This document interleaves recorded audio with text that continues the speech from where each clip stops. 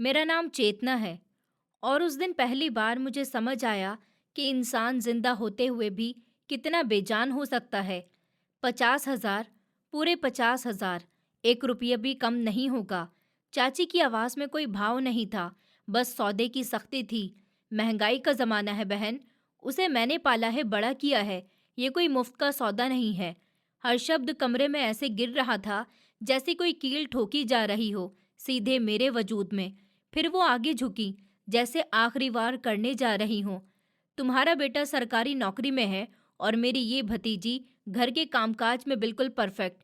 तुम्हारे घर का सारा बोझ उठा लेगी, इसलिए नकद रकम चाहिए, वरना रिश्ता कहीं और तय कर दूंगी। हुक्के का हल्का सा कश लेते हुए उन्होंने सामने बैठी औरत को देखा, फिर अचानक मेरी तरफ, और आंखों के इशारे से अंदर जाने का हुक्म मिला। मैं दरवाजे की साइड में खड़ी कांप रही थी। ये मेरी शादी की बात नहीं थी, ये मेरे सौदे की कीमत तय हो रही थी। चाची की आवाज में एक अजीब सी राजदारी थी, ऐसी जो इंसान को अंदर से काट देती है। सामने बैठी औरत ने मुझे ऊपर से नीचे तक देखा, जैसे कि परख रही हो या तोल रही हो। फिर पर्स खोला और नोटों की गड्डी निकालकर मेज पर पटक दी। ठीक है, पैसे ले लो, उसने सपाट लहजे में कहा। लेकिन याद रखना, अगर इस लड़की ने मेरे घर जाकर जरा भी जुबान चलाई या काम में चोरी की तो उसी वक्त मैं इसे वापस भेज दूंगी और अपने पैसे ब्याज समेत वसूल कर लूंगी।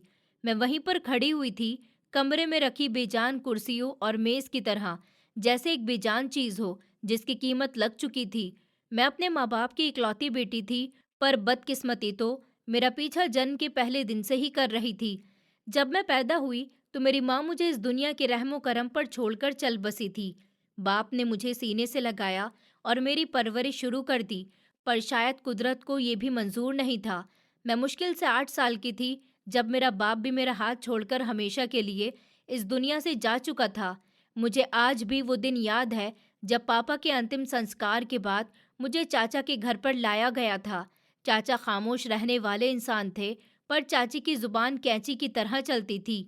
अरे चेतना, इधर आओ, तुम्हारे पापा अब इस दुनिया में नहीं रहे, अब तुम हमारे टुकड़ों पर ही पलोगी। अगर पेट भर के रोटी खानी है तो इस घर का काम करना होगा। मुफ्त की रोटियां तोड़ने की इजाजत मैं अपने सगे बच्चों को भी नहीं देती हूँ, तो फिर तुम किस खेत की मूली हो?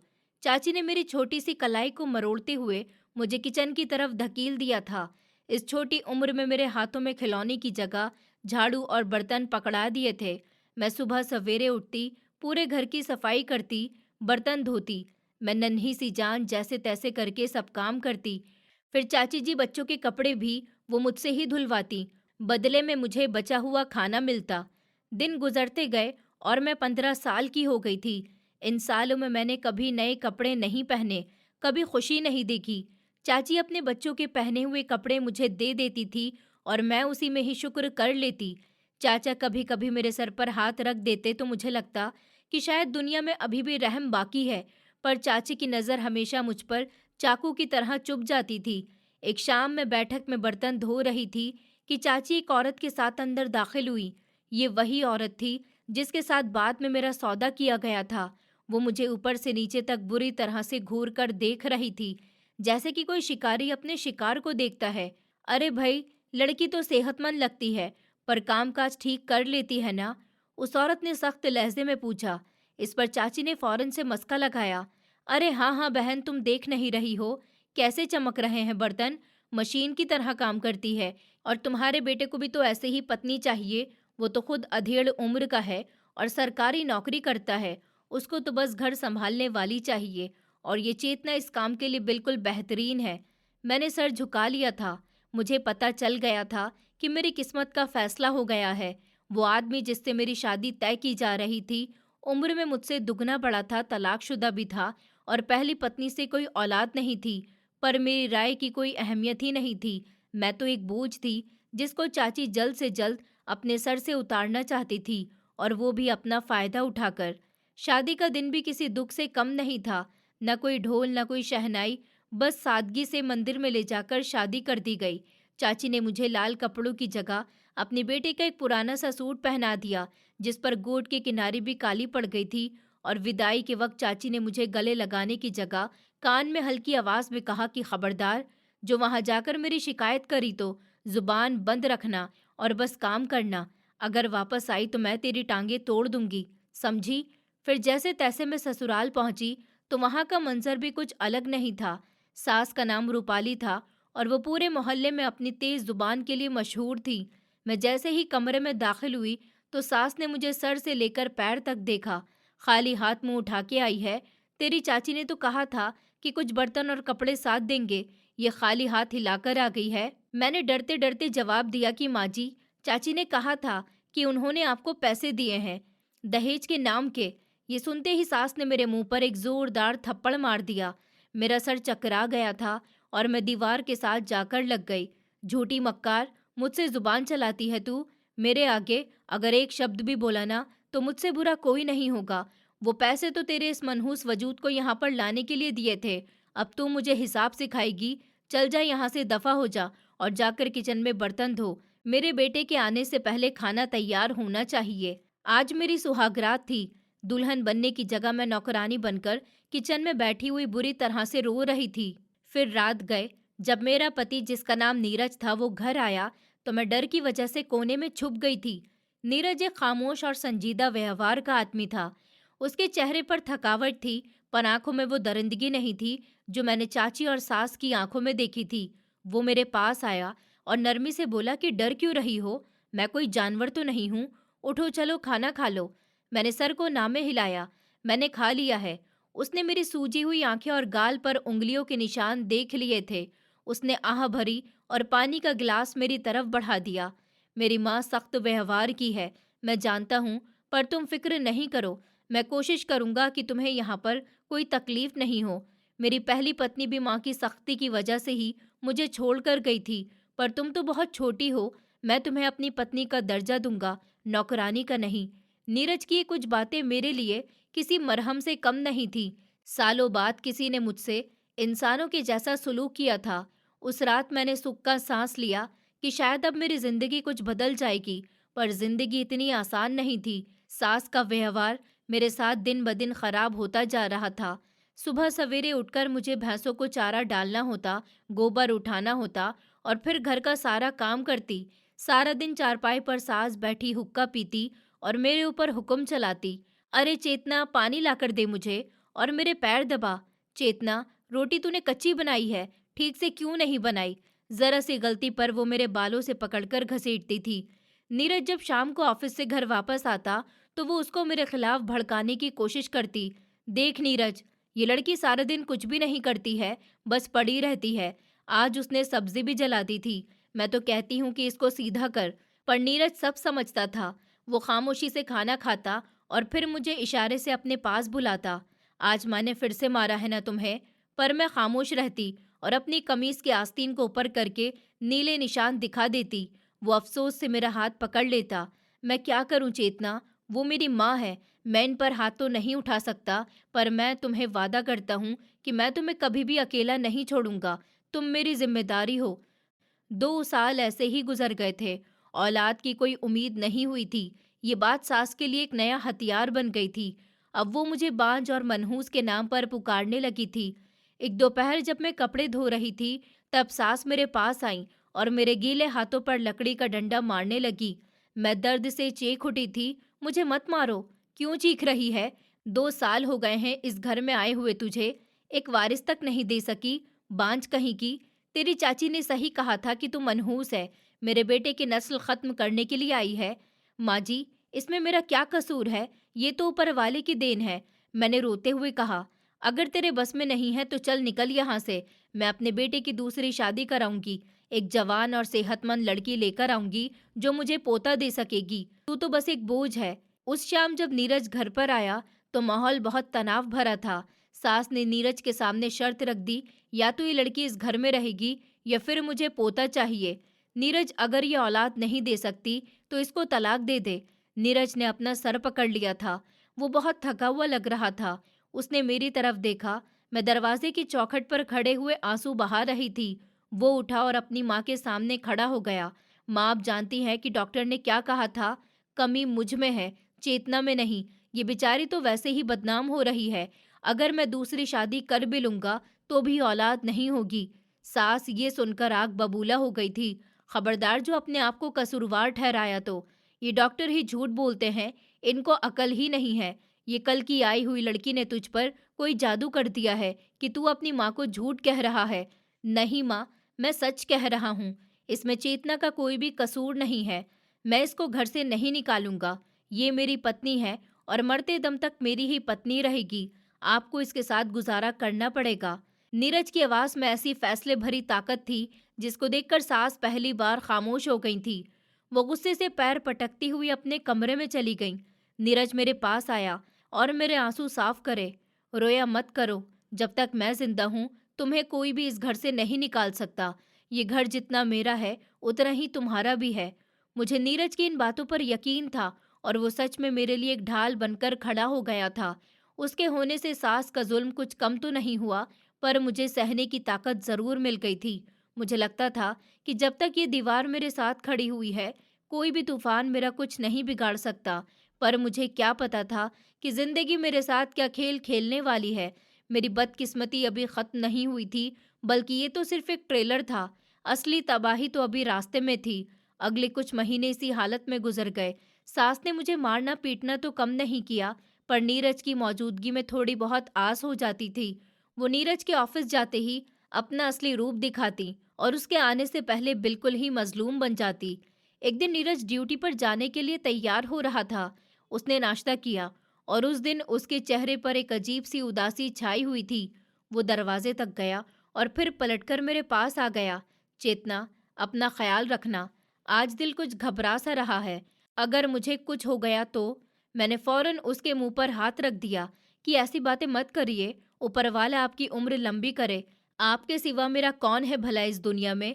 वो कड़वी मुस्कुराहट के साथ बोला, हाँ, मेरे सिवा तुम्हारा कोई नहीं। बस यही सोचकर तो डर लगता है मुझे। उसने मेरे सर पर हाथ रखा और चला गया। मैं दरवाजे पर खड़ी हुई उसको जाते हुए देखती रही थी। मुझे क्या खबर थी कि मैं उसको आखिरी बार देख रही हूँ। क्या पता था कि आज शाम जब सूरज डूबेगा तो उसके साथ मेरी जिंदगी का आखिरी सहारा भी डूब जाएगा। और दोपहर के वक्त में किचन में रोटियां बना रही थी कि अचानक से गली में शोर मच गया। लोगों की आवाज आ रही थी, नीरज का घर कौन सा है। अरे बहुत बुरा हुआ। मेरा दिल जोर जोर से धड़कने लगा था तो बेलन मेरे हाथ से छूटकर गिर गया। मैं नंगे पांव बाहर की तरफ भागी। सास पहले से ही दरवाजे पर खड़ी हुई थी। बाहर कुछ लोग खड़े हुए थे और उनके चेहरे पर हवाइयां उड़ी हुई थी। उनमें से एक आदमी आगे बढ़ा और मेरी सास से बोला, मौसी हिम्मत करिए, तुम्हारा बेटा नीरज, उसकी बस का एक्सीडेंट हो गया। वो मौके पर ही दम तोड़ गया। मेरे कानों में ये शब्द गूंजने की जगह एक सन्नाटे में बदल गए थे। सास के दिल दहला देने वाली चीख ने आसमान सर पर उठा लिया था। मेरी आंखों के आगे अंधेरा छा गया। वो मजबूत दीवार जो मेरे और उस जालिम दुनिया के बीच खड़ी हुई थी, वो आज अचानक से गिर गई। मैं जमीन पर गिर गई थी, पर मुझे होश था। मुझे सब सुनाई दे रहा था। सास रोते हुए मेरी तरफ आई। खा गई तू मेरे बेटे को। ये मनहूस खा गई मेरे बेटे को। सुबह सही सलामत गया था, बिल्कुल ठीक हट्टा कट्टा। मेरा शेर, इसकी नहूसत ने उसको निगल लिया है। चल निकल यहाँ से मेरे घर से अभी के अभी। मोहल्ले की औरतों ने सास को पकड़ लिया और मुझे बचाया। मैं पत्थर की बनी हुई बैठी रही। मेरे आंसू सूख गए थे। नीरज के शब्द मेरे कानों में गूंजने लगे कि जब तक मैं जिंदा हूँ तुम्हें कोई कुछ नहीं कहेगा। पर अब वो खुद ही जिंदा नहीं था। अब मेरा क्या होगा? ये सवाल मेरे सामने एक भयानक हकीकत की तरह खड़ा हुआ था। नीरज के अंतिम संस्कार के साथ ही मेरी दुनिया भी अब खत्म ही हो गई थी। घर में शोक छा गया, पर मेरी सास की बातें पूरे मोहल्ले का दिल दहला रही थी। वो बार बार अपने सीने पर हाथ मारती हुई मेरी तरफ इशारा करके लोगों को बताती कि देख लो इस कलमुही को, मेरे हंसते बसते घर को ये खा गई है। अभी कल ही तो मेरा बेटा इसके लिए कमाई करने के लिए गया था। ये मनहूस इसके सर पर सवार थी, तभी तो वो मुझे छोड़कर चला गया। औरतें उसको दिलासा देती और पानी का गिलास लेकर आती, पर मेरी सास की आंखों में आंसू कम और मेरे लिए नफरत ज्यादा थी। मैं कोने में सफेद चादर में लिपटी हुई पत्थर की बनी हुई बैठी थी। मेरी आंखों में आंसू जारी थे, पर हलक से आवाज नहीं निकल रही थी। मुझे अभी तक यकीन ही नहीं आ रहा था कि वो आदमी जो मुझे हर तकलीफ से बचाता था, अब वो इस दुनिया से जा चुका था। मौत के तीसरे दिन नीरज के ऑफिस से कुछ लोग या उसके पुराने साथी थे जो ऑफिस से कार्यवाही के लिए आए थे। उनमें से एक साहब ने एक फाइल निकाली और बोले कि माँ जी, नीरज बहुत ईमानदार और मेहनती आदमी था। उसकी अचानक से मौत का हम सबको बहुत ज्यादा दुख है। ये कुछ कागजात हैं, इसकी इंश्योरेंस और पेंशन, ये कानूनी तौर पर उसकी पत्नी यानी कि भाभी का हक है। ये सुनते ही सास के कान खड़े हो गए थे। वो जो अभी तक बेसुध होकर अपनी हालत खराब किए हुए बैठी थी, एकदम से सीधी होकर बैठ गई। कैसी पेंशन और कैसा हक बेटा? ये लड़की तो अनपढ़ जाहिल गवार है। इसको क्या पता नीरज मेरा बेटा था और इस घर की बड़ी मैं ही हूँ। तो तुम ये कागजात और पैसे मुझे दे दो, मैं खुद संभाल लूंगी। उन सब ने हिचकिचाते हुए मेरी तरफ देखा। मैं सर झुकाए हुए बैठी थी। मेरे अंदर इतनी हिम्मत भी नहीं थी कि अपनी सास के सामने बोल पाती।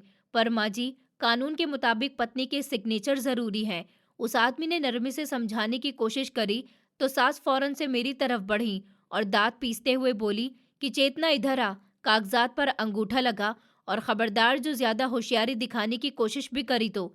मैंने कांपते हुए हाथों से अंगूठा लगा दिया।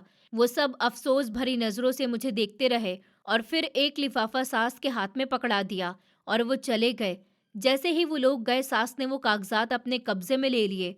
ये पैसे मेरे बेटे की खून पसीने की कमाई है। मैं तेरे हाथों में दूंगी तो तू अपने मायके में लुटा देगी। आज के बाद पेंशन का जो भी पैसा आएगा वो मैं वसूल करूंगी। तुझे सिर्फ 2 वक्त की रोटी ही मिलेगी और वो भी तब अगर तमीज से रही तो। मैं खामोश रही थी। मेरे पति की मौत ने मुझे बेजुबान करके रख दिया था और अब मेरे पास खोने के लिए कुछ भी नहीं बचा था। नीरज की पेंशन लग गई थी और हर महीने अच्छी खासी रकम आती थी, पर मुझे उसमें से एक ढेला भी नसीब नहीं होता। ऐसे ही दिन गुजरते गए और सास का व्यवहार पहले से भी ज्यादा बुरा हो गया। अब तो घर का कामकाज करने के बावजूद मुझे पेट भरकर खाना नहीं मिलता था। एक रात में भूख से निहाल थी और किचन में जाकर बची हुई रोटी तलाश कर रही थी। अचानक से सास वहां पर आ गई। अच्छा, अब चोरी पर भी उतर आई है? मैंने मना किया था ना कि मेरे पूछे बिना खाने को तू हाथ भी नहीं लगाना। माँ जी, कल रात से भूख लगी हुई है। काम कर करके टांगे जवाब दे गई। मुझे अब चक्कर आ रहे हैं। ऊपर वाले के लिए मुझे कुछ खाने को दे, मैंने मिन्नत भरे लहजे में कहा था। सास ने मेरे हाथ से रोटी का टुकड़ा छीन लिया और कहा कि ये कुत्तों को डाल दूंगी, पर मैं तुझे नहीं दूंगी। मुफ्त की रोटियां तोड़ने की आदत हो गई है ना तुझे? सारा दिन अपनी मनहूस शक्ल लेकर इधर से उधर फिरती रहती है। जा यहाँ से दफा हो मेरी नजरों से। मुझे उस रात भूखे पेट सोना पड़ा था। नीरज की याद मुझे तड़पाती रही। वो होता तो कभी भी मुझे भूखा नहीं सोने देता। मैं ऊपर वाले से शिकायत करती रही, या तो तू मुझे हिम्मत दे दे या फिर मुझे भी अपने पास ही बुला ले। कुछ महीने और गुजर गए। एक दिन घर में एक नई हलचल सी मची हुई थी। सास बहुत ज्यादा खुश नजर आ रही थी। उसने पूरे घर में पेंट करवाने का इरादा कर लिया था। मुझे बुलाया और हुक्म दिया कि सुन चेतना, मेरा छोटा बेटा शांतनु अमेरिका से वापस आ रहा है। वो अपनी पढ़ाई पूरी कर चुका है। अब वो यहीं पर रहेगा। मैं नहीं चाहती कि तेरी मनहूस शक्ल की वजह से उसकी जिंदगी में भी कोई मुश्किल आ जाए। शांतनु नीरज का छोटा भाई था जो पिछले 5 साल से बाहर पढ़ रहा था। मैंने अपनी शादी के वक्त उसकी एक झलक देखी थी। वो नीरज से बिल्कुल अलग था। मैंने सर हिला दिया कि जी माँ जी, मैं ख्याल रखूंगी। सास ने मुझसे उंगली नचाकर कहा कि ख्याल क्या रखेगी, उसके सामने जाने की जरूरत नहीं है तुम्हें। शांतनु की शादी की बात चला रही हूँ। एक बहुत ही बड़े घराने की लड़की है। वो लोग अगले हफ्ते शांतनु को देखने के लिए आ रहे हैं। घर बिल्कुल शीशे की तरह चमकना चाहिए। अगर कहीं पर भी जरा सी धूल मिट्टी दिखी तो तेरी खैर नहीं है। मैंने दिन रात एक एक करके पूरा घर साफ किया, कालीन धोए, पर्दे बदले और फर्नीचर चमका दिया। शांतनु के आने से एक दिन पहले सास ने मुझे बुलाया था। उनके चेहरे पर एक अजीब सी सख्ती थी। चेतना, कल को शांतनु आ जाएगा। मैंने सोचा है कि इस घर में अब खुशियां आएंगी, शहनाई बजेगी, नई दुल्हन आएगी और तेरी मौजूदगी खुशियों को ना खा जाए। मैं समझ नहीं पाई कि वो क्या कहना चाह रही थी। माँ जी, मैं समझी नहीं हूँ। सास ने नफरत से मुंह फेर लिया। सीधी सी बात है कि मैं नहीं चाहती कि जवान विधवा इस घर में रहे। लोगों की बातें और तेरी नहुसत मेरे दूसरे बेटे का घर भी बर्बाद कर देगी। मैं शांतनु के लिए जो लड़की ला रही हूँ वो बहुत ही ज्यादा नखरे वाली है। वो तुझे बर्दाश्त नहीं करेगी। तो मैं कहाँ जाऊँ माँ जी? ये मेरा भी तो घर है। नीरज ने कहा था कि ये मेरा भी घर है। मैंने तड़प कर पूछा तो सास ने नफरत से देखते हुए कहा कि नीरज मर गया है और उसकी बातें भी उसके साथ ही मर गईं। ये घर मेरे पति का है। इस पर सिर्फ मेरा और मेरे बेटे का हक है। तुझे आज ही यहाँ से निकलना होगा। मैं उनके कदमों में गिर गई थी कि ऊपर वाले का वास्ता है माँ जी, ऐसा जुल्म मत करिए। मेरी चाची मुझे कभी भी नहीं अपनाएंगी। मेरा इस दुनिया में कोई ठिकाना ही नहीं है। मैं आपके घर की नौकरानी बनकर रह लूंगी। आप जो कहेंगी मैं वो सब करूंगी, पूरे घर का काम करूंगी, पर मुझे यहाँ से मत निकालिए। मैं शांतनु के सामने कभी भी नहीं आऊंगी। मुझे किसी भी कोने में पड़ा रहने दे। सास ने बेदर्दी से मुझे ठोकर मारकर दूर को हटा दिया कि ड्रामा बंद करो। नौकरानी रखेगी तो उसको सैलरी तो देनी पड़ेगी, और तुझे रखूंगी तो तेरा मनहूस साया बर्दाश्त करना पड़ेगा। मेरे बेटे की जिंदगी का सवाल है, मैं कोई रिस्क नहीं ले सकती हूँ। अपना सामान उठा और निकल जा यहाँ से।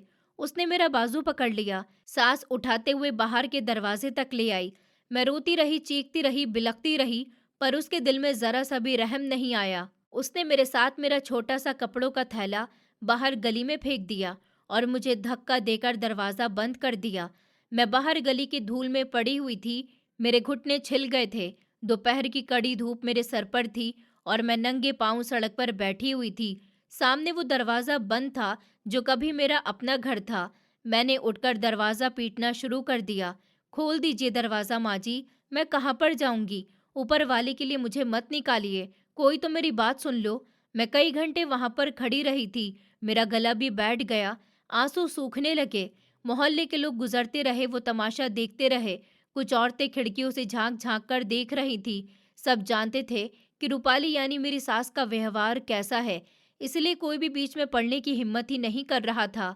शाम होने पर थी जब मोहल्ले के एक बुजुर्ग वेद साहब मंदिर से निकले। उन्होंने मुझे दरवाजे पर सर रखे हुए रोते देखा तो वो रुक गए थे। कुछ और लोग भी जमा हो गए। बेटी, क्या बात है, तुम बाहर क्यों बैठी हुई हो? वेद साहब ने बड़े प्यार से पूछा था। मैंने हिचकियों के बीच उन्हें सारी बात बता दी तो लोगों में चुगलियां शुरू हो गई। ये बहुत जुल्म है, विधवा बेटी को ऐसे कैसे निकाल सकती है? अरे रूपाली को क्या ऊपर वाले का डर नहीं है? वेद साहब ने आगे बढ़कर कुंडी खटखटा दी। रूपाली बहन, दरवाजा खोलो। काफी देर के बाद दरवाजा खुला। सास गुस्से में बाहर आई। भाई, क्या तमाशा लगाया हुआ है आप लोगों ने? मेरे घर के मामले में टांग अड़ाने की जरूरत नहीं है किसी को, पर ये घर का मामला नहीं है, ये जुल्म है। ये लड़की तुम्हारे स्वर्गीय बेटे की पत्नी है, उसका कानूनी हक है इस घर में। तुम इसको ऐसे सड़क पर नहीं फेंक सकती। अगर तुमने उसको नहीं रखा तो हम पुलिस को बुलाने पर मजबूर हो जाएंगे। पुलिस का नाम सुनकर सास के चेहरे का रंग उड़ गया था। वो जानती थी कि नीरज की पेंशन वो गैर कानूनी तौर पर खा रही हैं, और अगर बात खुल गई तो वो फंस सकती हैं। उसने अपना पैंतरा बदल दिया। अरे आप गलत समझ रहे हैं, मैं इसको निकाल नहीं रही थी, बस घर में जगह कम है। मेरा बेटा आ रहा है और फिर मेहमान आएंगे, इसीलिए मैं चाह रही थी कि ये कहीं और इंतजाम कर ले। तो फिर तुम ही तो कोई इंतजाम करके दोगी, ये खुद से कहाँ जाएगी? इसका बाप भी नहीं है ना भाई है। तो सबने फैसला सुनाया। मेरी सास कुछ लम्हे सोचती रही, फिर उनकी आंखों में मक्कार सी चमक उभर आई। ठीक है, अगर आप सबका यही इरादा है तो मैं इसको छत देने के लिए तैयार हूँ, पर ये मेरे घर में नहीं रहेगी। मेरे पति का वो पुराना मकान जो गांव के बाहर है, ये वहां पर जाकर रहे। पर लोग सन्नाटे में आ गए। वो मकान जिसको सब लोग सिखो वाला मकान, ये वहां पर जाकर रहे। पर लोग सन्नाटे में आ गए। वो मकान सालों से वीरान पड़ा हुआ था। वो जगह वो भूतों के साए के लिए मशहूर थी और वहां पर दिन में भी कोई जाने की हिम्मत ही नहीं करता था। अरे रूपाली, वो तो खंडर बन गया है, वहां पर तो जानवर भी नहीं रहते। ये अकेली बच्ची वहां पर कैसे रहेगी? एक औरत ने डरते डरते कहा। सास ने अपने कंधे उचका दिए। बस मेरे पास यही जगह है, रहना है तो रहो, वरना जहां मर्जी है जाए, मुझे इससे कोई मतलब नहीं। मैं अपने नए घर में इस मनहूस की शक्ल को बर्दाश्त नहीं कर सकती हूँ। यही आखिरी बात है। वेद साहब और मोहल्ले वालों ने मुझे देखा। उनकी नजरों में हमदर्दी तो थी, पर वो भी मेरी सास से और बहस नहीं करना चाहते थे। मेरे पास और कोई दूसरा रास्ता भी नहीं बचा था। चाचा के घर वापस जाने का मतलब मौत था और सड़क पर रहने का मतलब इज्जत की मौत। तो मैंने आंसू साफ करे और धीमी आवाज में कहा कि ठीक है, मुझे ये मंजूर है, मैं वहीं पर रह लूंगी। सास के होठों पर एक जालिम भरी मुस्कुराहट फैल गई। बहुत अच्छा, चलो ठीक है, अभी के अभी मेरे साथ चलो, मैं तुम्हें वहां पर छोड़ आती हूँ। बाद में मत कहना कि मैंने तुम्हें ठिकाना भी नहीं बताया। उसने मेरा बाजू सख्ती से पकड़ लिया और मुझे लेकर गांव के बाहर की तरफ चल पड़ी। शाम का अंधेरा गहरा हो गया था। हम आबादी से दूर निकल गए थे। रास्ते में लोग हमें मुड़ मुड़कर देख रहे थे, पर कोई मदद के लिए आगे नहीं आया। कुछ देर के बाद हम उस मकान के सामने खड़े हुए थे। ये एक बहुत ही पुरानी इमारत थी। ऊंची ऊंची दीवारें जो जगह जगह से टूटी हुई थी, लकड़ी का भारी दरवाजा जो एक तरफ को झुका हुआ था और उसके चारों तरफ उगने वाली झाड़ियां उसकी वीरानी का पता दे रही थी। मेरी सास ने दरवाजे को धक्का दिया। वो चिड़चिड़ाता हुआ खुल गया। अंदर से चमगादड़ के उड़ने की आवाज आई और एक अजीब सी बदबू मेरी नाक से टकराई। ये है तुम्हारा महल, अब यहीं पर रहो और ऐश करो। उसने मुझे अंदर धक्का दे दिया। मैं लड़खड़ाकर बैठक में गिर गई। वहां पर हर तरफ सूखे पत्ते और मलबा बिखरा हुआ था। और सुन, मेरे घर आने की जरूरत नहीं है। नीरज की पेंशन मुझे मिलती रहेगी तो मैं महीने में एक बार तुझे राशन भिजवा दिया करूंगी। अगर ज्यादा जुबान चलाई तो वो भी बंद कर दूंगी। उसने ये कहा और पलट गई। मैंने उसको रोकना चाहा। माँ जी, मुझे यहाँ पर अकेले डर लगता है। यहाँ पर कोई नहीं है। वो रुकी नहीं। उसने जाते जाते बस इतना कहा कि अब तेरा इस दुनिया में कोई नहीं है तो डर की आदत डाल ले। वो अंधेरे में कहीं गायब हो गई थी और मैं उस वीरान से खौफनाक और पुराने मकान की बैठक में अकेली रह गई थी। हवा से दरवाजे खड़क रहे थे और ऐसा लग रहा था कि दीवारों से कोई मुझे झांक रहा है। रात का अंधेरा फैल चुका था और इस वीरान हवेली का सन्नाटा मेरे दिल की धड़कनों को और भी ज्यादा डरा रहा था। चारों तरफ ऊंची ऊंची दीवारें थी जो जगह जगह से टूटी हुई थी और उनसे आसमान का काला सिया रंग झांक रहा था। हवा जब इन टूटी हुई दीवारों के सुराखों से गुजरती तो ऐसे सरसराहट की आवाज पैदा होती जैसे कि कोई बोल रहा हो। मैं बैठक के बीचों बीच खड़ी हुई थी और मेरे पांव भारी हो गए थे। मैंने डरते डरते जमीन का सहारा लिया और वहीं पर बैठ गई। मेरे दिमाग में बचपन की वो सारी कहानियां घूम रही थी जो पापा सुनाया करते थे कि ऐसे वीरान घर में भूत हुआ करते हैं। पर फिर मुझे अपनी सास का चेहरा याद आ गया। मुझे लगा कि इंसानों का जुल्म उन भूत से कहीं ज्यादा खौफनाक है। मैंने अपने घुटनों में सर दे दिया और रोने लगी। नीरज, तुम कहाँ पर हो? देखो तुम्हारी चेतना के साथ क्या हो रहा है। तुम तो कहते थे ना कि मैं तुम्हारी जिम्मेदारी हूँ। आज मुझे किस हाल में तुम छोड़कर चले गए हो। मेरी आवाज उस वीरान हवेली में गूंज उठी और वापस लौटकर मुझ तक आई। वहां कोई सुनने वाला नहीं था। रात जैसे तैसे डर और जागते हुए गुजरी। कभी किसी जानवर के भागने की आहट होती तो मेरा दिल हलक में आ जाता। मैं सारी रात सुबह होने का इंतजार करती रही। जब सुबह का सूरज निकला तो उसकी रोशनी ने मेरे डर को कुछ कम तो किया, पर एक नई मुसीबत मेरे सामने खड़ी कर दी थी। भूख पेट में चूहे दौड़ा रही थी। कल दोपहर से मैंने कुछ भी नहीं खाया था। मैंने हवेली को देखा। ये सच में बहुत पुराना घर था। सिखों और अंग्रेजों के दौर का बना हुआ। कमरों में धूल की तह जमी हुई थी और छत पर मकड़ियों के जाले लटक रहे थे। एक कमरे में मुझे कुछ टूटी हुई सी चारपाई और एक पुराना लकड़ी का मेज नजर आया। उसके ऊपर मिट्टी की तह थी और पास ही एक कोने में कुछ मिट्टी के बर्तन और एक पुराना जग पड़ा हुआ था। शायद ये मेरे ससुर के पापा का सामान था जो वो छोड़ गए थे। मैंने उस मेज को साफ किया और जग को देखा। वो खाली था पर साबुत था। मैंने सोचा कि हाथ पर हाथ रखकर बैठने से कुछ नहीं होगा। अगर जिंदा रहना है तो फिर पेट की आग बुझानी ही होगी। सास ने कहा था कि वो राशन भिजवा देंगी, पर मैं जानती थी कि उस पर भरोसा करना बेवकूफ़ी है। मुझे खुद ही कुछ करना होगा। मैंने अपना दुपट्टा ठीक किया और हिम्मत जमा करके उस हवेली के बाहर को निकल गई। गांव की गलियां जाग चुकी थी। मैं जिस गली से गुजरती लोग मुझे मुड़ मुड़ कर गौर से देखते। औरतें मुझे देखकर बातें करती। अरे ये तो वही है ना रूपाली की बहू, बेचारी को घर से निकाल दिया है। हाँ, लेकिन सुना है कि मनहूस भी बहुत है, अपने ही पति को खा गई। ये इन बातों से मेरे दिल में दर्द उठता, पर मैंने अपने कान बंद कर लिए थे। मैं चलती हुई एक बड़े से घर के दरवाजे पर पहुंची। ये चौधरियों का घर लग रहा था। मैंने दरवाजा खटखटाया। एक बड़ी सी उम्र की औरत बाहर आई। क्या चाहिए? मांगने वाली हो तो आगे जाओ यहाँ से। यहाँ पर छुट्टा नहीं है। नहीं नहीं, मैं मांगने वाली नहीं हूँ। मुझे काम चाहिए, सफाई का, बर्तन का, कपड़े धोने का। मैं सब कुछ कर लेती हूँ, मुझे बस काम दे दीजिए। उस नौकरानी ने मुझे ऊपर से लेकर नीचे तक देखा और फिर अंदर आवाज लगाई कि मालकिन एक लड़की काम मांग रही है। अंदर से एक भारी सी आवाज आई। उनके गले में सोने की चेन और हाथों में अंगूठियां चमक रही थी। उन्होंने मुझे नफरत से देखा कि तुम कौन हो, किसकी बेटी हो? मैंने नजरें झुकाकर जवाब दिया कि मेरा नाम चेतना है। मैं नीरज की विधवा हूँ जो एक्सीडेंट में। मेरी बात अभी पूरी भी नहीं हुई थी कि उस औरत का चेहरा सख्त हो गया। अच्छा तो तुम वो हो? तौबा तौबा, सुबह सुबह तेरी शक्ल देख ली, पता नहीं अब दिन कैसा गुजरेगा। अरे हमने तेरे किस्से सुने हैं। जिस पति ने तुझे सहारा दिया था, उसके लिए भी भारी साबित हुई थी। तो मेरे घर में तो छोटे बच्चे हैं, जवान बेटे भी हैं। मैं तेरी नहुसत अपने घर में नहीं ला सकती हूँ, जा यहाँ से। उन्होंने नौकरानी को इशारा किया और दरवाज़ा मेरे मुंह पर ही बंद कर दिया। मैं दंग रह गई थी। पति की मौत का दुःख क्या कम था कि अब लोग मुझे कातिल और मनहूस समझने लगे थे। मैंने हिम्मत नहीं हारी। मैंने दूसरे घर का दरवाज़ा खटखटाया। वहाँ से भी यही जवाब मिला था। तीसरे घर से भी धुतकार दिया गया।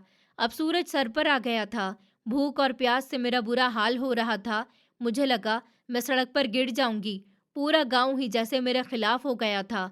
कोई मुझे नौकरी देने को तैयार ही नहीं था। मैं अब थक हार कर एक दीवार के सामने बैठ गई थी। आंसू मेरे गालों पर बह रहे थे। ऊपर वाले, ये कैसा इम्तिहान है। इज्जत की रोटी कमाना भी अब जुर्म हो गया। क्या मैं चोरी करूं, क्या मैं भीख मांगूं? अभी मैं सोच ही रही थी कि सामने वाले घर का दरवाज़ा खुला और एक औरत बाहर निकली। उसके चेहरे पर सख्ती थी, पर आंखों में वो नफरत नहीं थी जो बाकियों की आंखों में थी। उसने मुझे देखा और पास आई। तुम काम ढूंढ रही हो ना? मैंने देखा तुम्हें कई घरों से खाली हाथ लौटते हुए। मैंने जल्दी से आंसू साफ करे और खड़ी हो गई कि जी दीदी, मुझे काम की बहुत ज़्यादा ज़रूरत है। मैं बहुत ही मेहनती हूँ। आप जो कहेंगी मैं वो करूँगी। उस औरत ने अपना नाम रेखा बताया था। वो एक टेलर थी और अकेली रहती थी। देखो लड़की, मैं अमीर तो नहीं हूँ। मेरा घर भी छोटा सा है। मुझे सफाई और कपड़े धोने के लिए मदद चाहिए होती है, पर अब मेरी कमर में दर्द रहता है। मैं तुम्हें ज्यादा पैसे नहीं दे सकती हूँ। दीदी, मुझे पैसों की नहीं, बस रोटी की फिक्र है। आप मुझे 2 वक्त की रोटी दे दिया करें, और जो थोड़ा बहुत ऊपर से दे सकेंगी मैं वो रख लूंगी। मैंने बेबसी से कहा था। तो रेखा ने कुछ सोचा और फिर सर हिला दिया कि ठीक है, पर काम में कोई गलती नहीं होनी चाहिए। सुबह सूरज निकलते ही आ जाना और शाम तक काम करना होगा। अगर एक दिन की भी छुट्टी करी तो मैं तुम्हें निकाल दूंगी। मुझे तो जैसे डूबते को तिनके का सहारा मिल गया था। मैंने फौरन से हामी भर ली थी। जी दीदी, मैं कल सुबह ही आ जाऊंगी। ऊपर वाला आपका भला करे। मैं वापस उस वीरान सी हवेली की तरफ लौट गई थी। पेट अभी भी खाली था, पर उम्मीद की एक किरण जाग उठी थी। रास्ते में एक नल पर नजर पड़ी। मैंने वहां से पानी पीकर पेट की आग बुझाई और फिर हवेली में आ गई। अगले दिन से मेरी नई जिंदगी की शुरुआत हुई। बस सुबह सवेरे उठती और फिर रेखा दीदी के घर पर पहुंच जाती। काम सच में बहुत ज्यादा था। वो मुझसे पूरे घर का काम करवाती। कपड़ों के ढेर लगे हुए होते और खुद मशीन पर सिलाई करती रहती। दोपहर को वो मुझे रात की बची हुई रोटी और अचार दे देती। वो रोटी सूखी और सख्त होती, पर मेरे लिए वो किसी खजाने से कम नहीं थी। ऊपर वाले का शुक्र करती। दिन हफ्तों में और हफ्ते महीनों में बदलने लगे। उस बीच मेरी सास ने एक बार भी मुड़कर मेरी खबर नहीं ली थी। मैंने भी उम्मीद छोड़ दी थी। रेखा दीदी का व्यवहार भी कुछ नरम नहीं था। वो काम में जरा सी भी गलती पर मुझे बातें सुनाती। देख चेतना, ये कमीज सही से नहीं धुली है। साबुन के पैसे क्या बेकार में खर्च कर रही हूँ मैं? दोबारा से धो इसे। और मैं चुपचाप दोबारा से कपड़े धोने बैठ जाती। मेरे हाथ सर्फ और साबुन से फट चुके थे। उंगलियों में छाले पड़ गए थे। जिनमें साबुन लगता तो जान निकल जाती थी, पर मैं उफ तक नहीं करती। मैं जानती थी कि अगर ये नौकरी गई तो मैं भूखी मर जाऊंगी। शाम को जब मैं वापस अपनी हवेली लौटती तो मेरा जिस्म टूट रहा होता था। लेकिन अजीब बात यह थी कि वो वीरान और डरावना घर अब मुझे अपना सा लगने लगा था। वहां पर कोई मुझे ताने देने वाला नहीं था। कोई भी मुझे मनहूस कहने वाला नहीं था। मैं उस टूटी फूटी सी मेज पर बैठती और अपने दिन भर की थकान को उतारती। मैंने उस हवेली के कमरे को रहने के काबिल बना लिया था। वही पुरानी चारपाई मरम्मत कर ली थी और साफ करके पानी का जग वहीं पर रख दिया था। बरसात का मौसम शुरू हो रहा था। आसमान पर काले बादल अक्सर छाए रहते थे। मुझे बारिश से डर लगता था, क्योंकि हवेली की छत टपकती थी और दीवारें कमजोर थी। एक दिन रेखा दीदी के घर काम ज्यादा था। मेहमान आए हुए थे। मुझे बर्तन धोते धोते रात हो गई। बाहर तूफानी हवा चल रही थी। दीदी, मैं अब जाऊं? मौसम भी खराब हो रहा है। मैंने डरते हुए पूछा। रेखा दीदी ने फिर से बाहर देखा। कहने लगी कि हाँ जाओ, पर कल को जल्दी से आ जाना। मेहमानों का नाश्ता भी बनाना है। मैं तेज कदमों से हवेली की तरफ भागी। हवा इतनी तेज थी कि मेरे कदम भी उखड़ रहे थे। जैसे ही मैं हवेली पहुंची तो बारिश का पहला कतरा मेरे चेहरे पर गिरा। मैंने जल्दी से दरवाजा बंद कर लिया और कुंडी लगा दी। बारिश मूसलाधार शुरू हो गई थी। बिजली की कड़क और बादलों की गरज ने हवेली को मजबूर कर दिया था। मैं अपने कमरे में जाकर छुप गई। छत से पानी टपक रहा था। मैंने जगह जगह बर्तन रख दिए ताकि फर्श गीला न हो। अचानक से बिजली जोर से गरजी और पूरा कमरा रोशन हो गया। मुझे दीवारों में से अजीब सी आवाज आने लगी थी। ये ईंटों के सरकने की आवाज थी। मेरा दिल जोर जोर से धड़कने लगा। ऊपर वाले रहम कर, कहीं ये छत नहीं गिर जाए। मैं बहुत ज्यादा डर रही थी। बाहर तूफान रुकने का नाम नहीं ले रहा था। हवा की वजह से दरवाजे और खिड़कियां हिल रहे थे। मुझे ऐसा लग रहा था कि आज की रात मेरी आखिरी रात है। मैंने देखा कि कमरे की एक दीवार में दरारें बढ़ती ही जा रही हैं। ये वही दीवार थी जिसके साथ वो पुराना मेज रखा हुआ था। पानी उस दरार के अंदर जा रहा था और मिट्टी नरम पड़ रही थी। मैं डर की वजह से कमरे के दूसरे कोने में सिमट गई। मुझे नीरज बहुत ज्यादा याद आ रहा था। नीरज, काश तुम आज यहाँ होते तो मुझे इस तूफान का सामना अकेले नहीं करना पड़ता। अचानक से शोर का धमाका हुआ था। ऐसा लगा कि जैसे कोई चीज ऊपर से गिर गई है। मैंने अपने कानों पर हाथ रख लिया। धूल और मिट्टी का एक तूफान कमरे में उठा। मुझे कुछ दिखाई नहीं दे रहा था, बस मलबे के गिरने की आवाज आ रही थी। मेरा सांस रुक गया। मैं जिंदा हूं या नहीं, मैंने अपने हाथ पांव हिलाए। मैं ठीक थी, पर मेरे बिल्कुल सामने वो दीवार जिसका मुझे डर था, वो गिर चुकी थी। मलबे का ढेर लग गया था। बारिश का पानी अब सीधा घर के अंदर आ रहा था।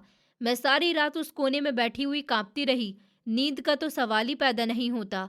मैं बस सुबह के इंतजार में थी कि रोशनी हो और मैं देख सकूं कि कितना नुकसान हुआ है। सुबह की पहली किरण के साथ बारिश रुक गई थी। मैं हिम्मत करके उठी और उस गिरी हुई दीवार के पास गई। ईंट और मिट्टी का ढेर लगा हुआ था। मुझे ये मलबा हटाना था, वरना चलने का रास्ता भी बंद हो चुका था। मैंने दुपट्टा कमर में बांध लिया और मलबा हटाने लगी। मिट्टी बारिश की वजह से भारी हो गई थी। मेरे हाथ मिट्टी से सन गए थे। मैं एक एक ईंट उठाकर साइड में रख रही थी। अचानक से मेरा हाथ किसी सख्त सी चीज से टकराया। ये मिट्टी नहीं थी। मैंने मिट्टी को हटाया तो देखा कि एक छोटा सा मिट्टी का मटका है। इसका मुंह मिट्टी से बंद था। मेरे दिल की धड़कन एक लम्हे के लिए रुक सी गई थी।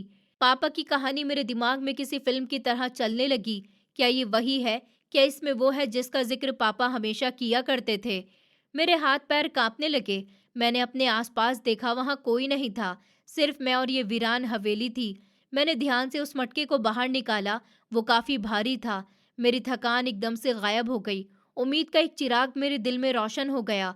मैंने कांपते हुए हाथों से मटके के ऊपर जमी हुई मिट्टी को साफ किया कि ऐ ऊपर वाले, अगर इसमें सच में कुछ ऐसा हुआ जिससे मेरी तकदीर बदल जाए तो मुझे उन लोगों के ताने नहीं सुनने पड़ेंगे। मुझे रेखा दीदी की बातें नहीं सुननी पड़ेंगी। पर फिर एक बात दिल में आ गई, अगर ये खाली हुआ तो अगर इसमें कुछ भी नहीं हुआ तो?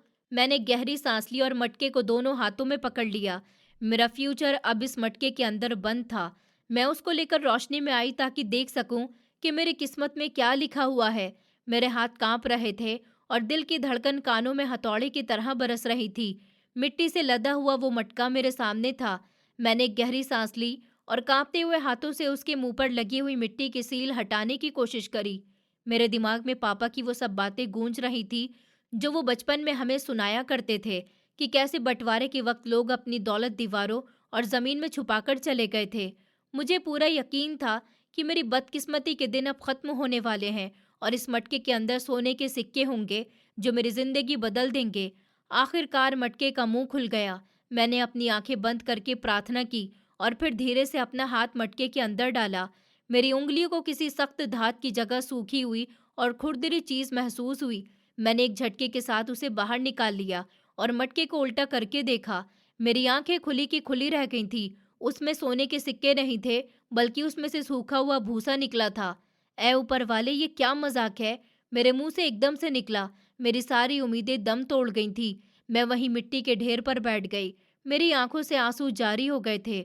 मुझे अपनी किस्मत पर हंसी आने लगी थी कि मैं कितनी बेवकूफ थी ना, जो सपने देख रही थी। चेतना, तेरी किस्मत में सोना कहाँ? तेरी किस्मत में तो बस मिट्टी और धूल भरी है। अगर मेरी किस्मत इतनी अच्छी होती तो क्या मैं अनाथ होती? अगर मेरा नसीब अच्छा होता तो क्या चाची मुझे बेच देती और सास मुझे धक्के देकर घर से निकाल देती? मैंने मायूसी की हालत में वो मटका उठाया और पास ही मौजूद उस पुराने लकड़ी के मेज पर जोर से रख दिया। मेरा दिल कर रहा था कि चीख मार मार कर रोऊं, पर अब तो आंसू भी सूख गए थे। मैं सुबह से ही काम कर रही थी और अब थकान से मेरा बहुत बुरा हाल हो गया था। हलक में प्यास से कांटे चुभ रहे थे। मैंने मेज पर देखा, वहां पर भी वही पुराना सजग पड़ा हुआ था जो मैं इस्तेमाल कर रही थी। मैं पानी पीने के लिए आगे बढ़ी। मेरा ध्यान कहीं और था। आंखों में मायूसी और अंधेरे थे। जैसे ही मैंने जग उठाने के लिए हाथ बढ़ाया, मेरी कोहनी उस मटके से टकराई। एक जोरदार आवाज आई और मटका नीचे फर्श पर गिर गया और टूट गया। अरे ये क्या हुआ? अब ये गंदगी भी मुझे ही साफ करनी पड़ेगी। मैं बड़बड़ाती हुई नीचे झुक गई, पर जैसे ही मेरी नज़र फर्श पर पड़ी तो मेरा सांस हलक में अटक गया था। मेरी आंखें हैरत से फट गईं। वो भूसा जो मटके के ऊपर भरा हुआ था, वो बिखर गया था और उसके नीचे फर्श पर सिक्के चमक रहे थे। मैंने अपनी आंखों को मसला कि शायद मुझे धोखा हो रहा है। मैंने कांपते हुए हाथ से एक सिक्का उठा लिया। वो काफ़ी भारी था और उस पर पुराने ज़माने की मोहर लगी हुई थी। ये बिल्कुल असली सोना था। ऐ ऊपर वाले, तेरा शुक्र है, तेरा लाख लाख शुक्र है। मैं फौरन से ऊपर वाले का शुक्र करने लगी। पापा की बात बिल्कुल सच निकली थी। उस वक्त के लोगों ने सच में अपनी दौलत छुपाई थी, जो कि मुझे मिली। पर चोरों से बचने के लिए उन्होंने ऊपर भूसा रख दिया था, ताकि अगर कोई देखे तो उसको बेकार समझकर छोड़ दे। मेरी मायूसी एक लम्हे में शुक्र में बदल गई थी। मैंने जल्दी जल्दी वो सारे सिक्के समेट लिए। मेरा दामन सोने के सिक्कों से भर गया था। मैंने एक पुराना कपड़ा लिया और उन सिक्कों को अच्छी तरह से उसमें बांध लिया। मैं जानती थी कि ये राज मुझे फिलहाल राजी रखना है। मैंने वो पोटली अपने सीने से लगाई और सीधा शहर का रुख किया। शहर जाकर जब मैंने वो सिक्के दिखाए तो उसकी आंखें भी चमक उठी। उसने मुझे उन सिक्कों की बहुत भारी कीमत दी थी। जब मैं नोटों से भरे हुए थैले लेकर वापस उस वीरान हवेली में आई तो मुझे लग रहा था कि मैं हवाओं में उड़ रही हूँ। अगले ही दिन से मैंने काम शुरू कर दिया। सबसे पहले मैंने मजदूर बुलवाए और उस वीरान और भूत बंगले जैसी हवेली की मरम्मत शुरू करवाई। दीवारें दोबारा से बनवाई, छत पक्की हुई और आखिर में वहां रंग करवाया तो उस घर का नक्शा ही बदल गया था। गांव वाले हैरान और परेशान थे। वो लोग जो मुझे कल तक भिखारी समझकर धुतकार देते थे, अब रुक रुक कर उस हवेली को देखते। ये चेतना के पास इतना पैसा कहाँ से आ गया? कहीं इसको कोई खजाना तो नहीं मिल गया? लोगों के बीच बातें होने लगी, पर मैंने किसी की परवाह नहीं की। घर की मरम्मत के बाद मैंने शहर से कपड़ा मंगवाया और अपने घर के आगे की साइड में एक दुकान खोली। मेरा कारोबार देखते ही देखते चल निकला था। ऊपर वाले ने मेरे काम में ऐसा बढ़ावा किया कि मैं संभाल भी नहीं पा रही थी। अब मेरी बारी थी। मुझे वो सब कुछ वापस लेना था जो मुझसे छीना गया था। मेरे पास दौलत आ गई थी, पर मेरे दिल में अभी भी वो कांटा चुभ रहा था जो मेरी सास ने मुझे दिया था। नीरज की निशानी, उसकी पेंशन। मैंने एक वकील किया और अदालत के जरिए अपनी सास को नोटिस भिजवा दिया था। जब पुलिस और अदालत के ऑफिसर सास के घर पहुंचे और पेंशन के कागजात मांगे तो मोहल्ले में हंगामा मच गया था। सास ने बहुत शोर मचाया। ये मेरी बहू ने मुझ पर झूठा केस किया है। ये पैसे मेरे बेटे के हैं, पर कानून के सामने उसकी एक नहीं चली। कागजात पर मेरे साइन थे और मैं ही कानूनी वारिस थी। और अब तक की वसूल की गई रकम का हिसाब जब अदालत ने मांगा तो सास के होश उड़ गए थे। वो सारे कागजात मुझे वापस करने पड़े। ये सिर्फ कागजात नहीं थे, ये मेरी इज्जत थी। मोहल्ले वालों को अब यकीन हो गया था कि मैं सच्ची थी और मुझ पर जुल्म हुआ था। लोग मेरे पास आते और मेरी हिम्मत की दाद देते। बेटी, हमें माफ़ कर दो। हमने तुम्हें कितना गलत समझा था, पर तुमने बहुत सब्र किया। मैं मुस्कुराकर खामोश हो जाती। मेरी सच्चाई सबके सामने थी। ये सब मेरे सब्र का फल है जो मैंने सालों से किया। दूसरी तरफ सास के घर में खलबली मच गई। शांतनु की शादी हो गई थी और नई दुल्हन उस व्यवहार की नहीं थी कि सास के हुक्म को मानती। इसलिए हर छोटी छोटी बात पर उनके रोज झगड़े होते। एक दिन बात इतनी ज्यादा बिगड़ गई कि शांतनु ने अपनी माँ का सामान उठाकर बाहर फेंक दिया था। माँ, बस बहुत हो गया। मेरी पत्नी रोज रोज के कलेश से तंग आ गई है। आप इस घर से निकल जाइए। आपने चेतना भाभी के साथ जो किया था, ये उसी की सजा है। सास रोती रही, वास्ते देती रही कि मुझे घर से मत निकाल बेटा, मैं तेरी माँ हूँ, मैं अब कहाँ जाऊंगी। लेकिन बेटे ने मुंह पर ही दरवाजा बंद कर दिया था। वो इसी तरह गली में खड़ी हुई थी जैसे कुछ साल पहले मैं खड़ी हुई थी। समय का पहिया घूम चुका था और इसी को कर्मा कहते हैं। कुदरत की लाठी बेआवाज होती है। फिर शाम के वक्त मेरे दरवाजे पर एक दस्तक हुई। मैंने नौकरानी को भेजा कि देखो जरा कौन आया है। तो वो वापस आई और बोली कि मालकिन, बाहर कोई बूढ़ी औरत आई है। वो बहुत बुरी हालत में है और आपसे मिलना चाहती हैं। ये सुनकर मैं बाहर गई तो देखा दरवाजे पर मेरी सासी खड़ी हुई थी। कपड़े मेले कुचेले से और बाल बिखरे हुए थे। साथ ही आंखों में शर्मिंदगी के आंसू दिख रहे थे। वो मुझे देखते ही मेरे पैरों में गिर गईं। चेतना बेटी, मुझे माफ़ कर दे। मैं बहुत बड़ी गुनहगार हूँ। मैंने बहुत जुल्म किया। मेरे बेटे ने मुझे घर से निकाल दिया, अब मेरा भी कोई ठिकाना नहीं है। मैंने तेरे साथ बहुत ज़ुल्म किया था, मुझे मेरे गुनाहों की सज़ा मिल चुकी है, पर ऊपर वाले के लिए मुझे यहाँ पर जगह दे दे। उसको इस हाल में देखकर मेरा दिल भर आया था। मेरा पुराना गुस्सा और नफ़रत एक लम्हे में पिघल गई। मुझे नीरज का वो चेहरा याद आ गया कि वो अपनी माँ से बहुत प्यार करता था। अगर वो जिंदा होता तो अपनी माँ को इस हाल में देखकर कितना दुखी होता। मैंने झुककर सास को कंधों से पकड़ लिया और उठाया। माँ जी, आप शर्मिंदा नहीं हो। आप नीरज की माँ हैं और नीरज की माँ मेरी माँ भी है। ये घर आपका ही है। मेरी ये बातें सुनकर सास फटी फटी आंखों से मुझे देखने लगी थी। तूने मुझे माफ कर दिया है, इतना जुल्म सहने के बाद भी। जी माँ जी, बदला लेकर मैं आप जैसी नहीं बनना चाहती हूँ, वरना आप में और मुझ में क्या फ़र्क रह जाएगा। ऊपर वाले ने मुझे इतना दिया है तो मेरा फ़र्ज़ है कि मैं भी रहम करूँ। मैं उनको अंदर लेकर आई, उनको नहलाया-धुलाया और साफ़ कपड़े पहनाए। मैंने उनको घर के सबसे अच्छे कमरे में जगह दी। वो दिन-रात रोती रहती और मुझसे माफ़ी माँगती रहती। उनका गुरूर, उनका घमंड अब सब मिट्टी में मिल चुका था और अब वो सिर्फ़ एक टूटी हुई बूढ़ी औरत रह गई थी। वक़्त गुज़रता गया, मैंने दूसरी शादी नहीं की। मेरे पास सब कुछ था, पर दिल में एक बेचैनी थी। मैंने सोचा कि अपनी दौलत को किसी अच्छे काम के मकसद के लिए इस्तेमाल करूं। मैंने अपनी हवेली के साथ वाली ज़मीन खरीदकर वहां पर एक अनाथ आश्रम बनवाया। आज उस अनाथ आश्रम में 100 से भी ज़्यादा बच्चे हैं। ये वो बच्चे हैं जिनका इस दुनिया में कोई सहारा नहीं था। मैं नहीं चाहती थी कि जो मुझ पर बचपन में गुजरा था, जो ठोकर मैंने खाई थी, वो ये मासूम बच्चे भी खाते। मैं सारा दिन इन बच्चों के बीच गुजारती, उनकी पढ़ाई, उनकी परवरिश का ख्याल रखती हूँ। जब ये बच्चे मुझे आंटी कहकर पुकारते हैं तो मुझे लगता है कि मेरी ज़िंदगी का मकसद पूरा हो गया। मेरी सास बहुत बूढ़ी हो चुकी है, पर वो भी उन बच्चों के साथ बहुत खुश रहती हैं। वो अक्सर बच्चों को कहानियाँ सुनाती हैं और फिर मेरी तरफ देखकर कहती हैं कि बेटी, तूने मुझे सिर्फ अपने घर में जगह नहीं दी, बल्कि मुझे इंसान बना दिया। तेरा सब्र जीत गया और मेरा जुल्म हार गया। मैं आसमान की तरफ देखती हूँ और मुस्कुरा देती हूँ। मुझे बादलों में नीरज का मुस्कुराता हुआ वही चेहरा नजर आता है। मुझे यकीन है कि वो जहाँ पर भी है, मुझे देखकर खुश होगा। जिंदगी ने मुझे बहुत मुश्किल मोड़ से गुजारा और सबक सिखाए हैं, पर सबसे बड़ा सबक यही था कि सब्र का फल हमेशा मीठा ही होता है। ऊपर वाला कभी अपने बंदे को अकेला नहीं छोड़ता। जब वो एक दरवाज़ा बंद करता है, तो 100 दरवाजे और खोल देता है। बस शर्त ये है कि इंसान का यकीन पक्का हो और नीयत साफ हो। आज मैं चेतना, एक अनाथ और विधवा होने के बावजूद भी बहुत अनाथों की माँ हूँ और यही मेरी पूरी दुनिया है। मेरी जिंदगी ने मुझे ये समझा दिया कि डर हमेशा अंधेरे से नहीं आता, डर अक्सर इंसानों के व्यवहार से पैदा होता है।